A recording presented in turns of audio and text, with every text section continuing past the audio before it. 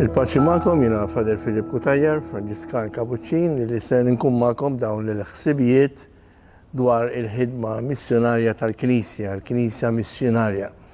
Ma nistgħux ngħidu li l-Knisja ma tkunx missjonarja għaliex din hija l-identità tagħha. Knisja mingħajr missjoni tiġi biss għaqda, soċjetà li mhix qed taqdi l-mandati li jilmulej Ġesu ta' qabel ma tela s-sema. Fil-fatt il-Vanġelu nsibu li qabel ma tela s-sema li l-apostli għallhom morru u xandru b'xara tajba fid-dinja kollha, lill-ġnus kollha. Min jemmen u jitamet dan ikun sarf.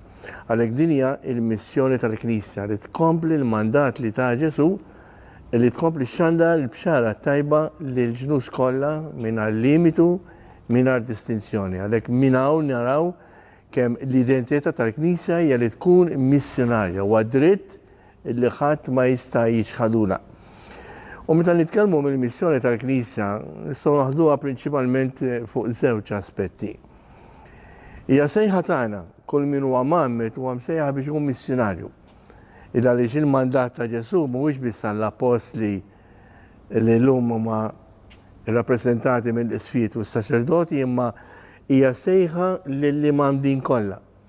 Għalhekk irrid nifhem u nkun konvinti li jiena bħala mammet int hija oħti bħala persuna li rċivejt is-sakrament tal-Magħmudija, mal-Magħmudija hemm is-sejħa li inti tkun missjonarju, missjonarja.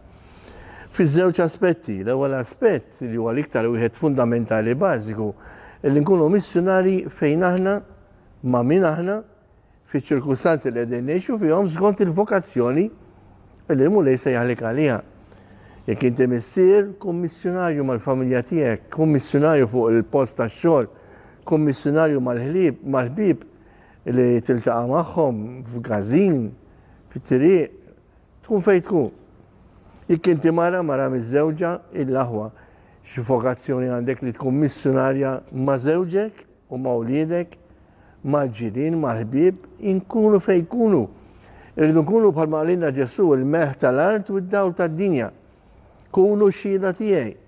Dan huwa kliem li l-mulej Ġesu mhux qed jgħidu lil xi wħud, imma qed jgħidu lil kulħadd. Il-Knisja b'sejħa universali wara li hemm is-sejħa tal-Qdusija li hija l-iktar waħda prinċipali li nkunu qaddisin, però wkoll id-dmir tagħna illi nagħmlu lil ħadd ieħor qaddis. U din hija nkunu x-xhieda tiegħi, morru fid-dinja kollha x'għandu b'xara tajba, ħallu id-daw tagħkom jiddi, kunu bħal belt fuq muntanja, kunu daw tad-dinja meħ tal-art, kontu minn Ġesu lill-insana kollha, lil dawk li qegħdin isegwuh qed jagħtina dan il-mandat illi nkunu missjonari f'pajjiżna, fl-ambjent fih qed ngħixu skont il-vokazzjoni tagħna.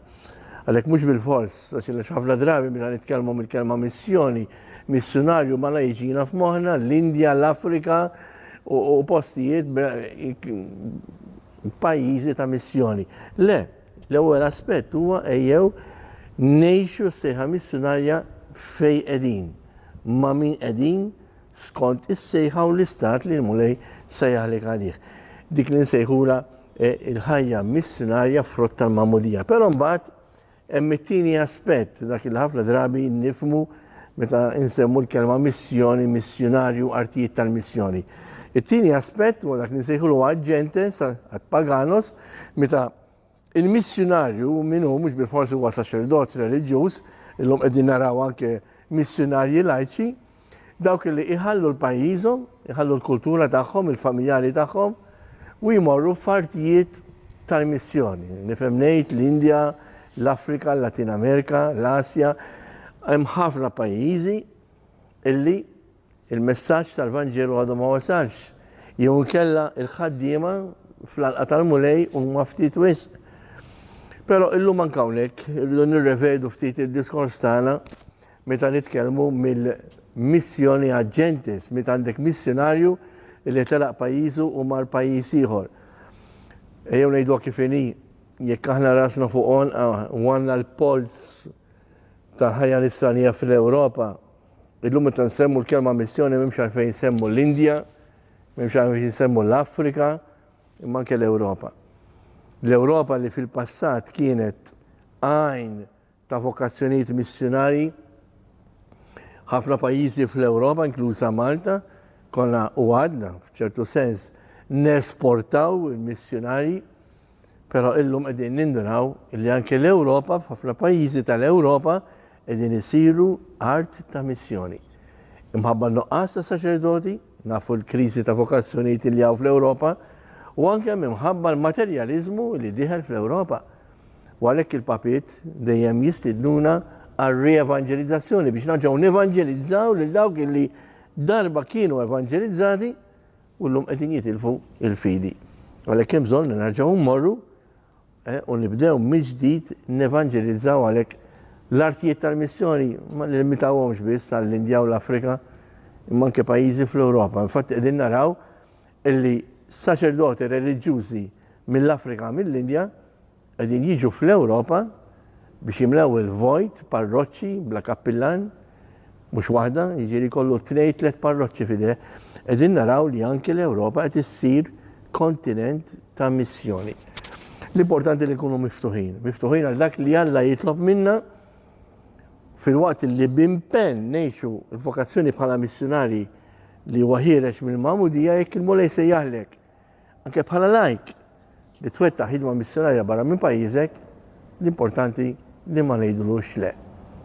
Il-Mulej jagħtikom islim.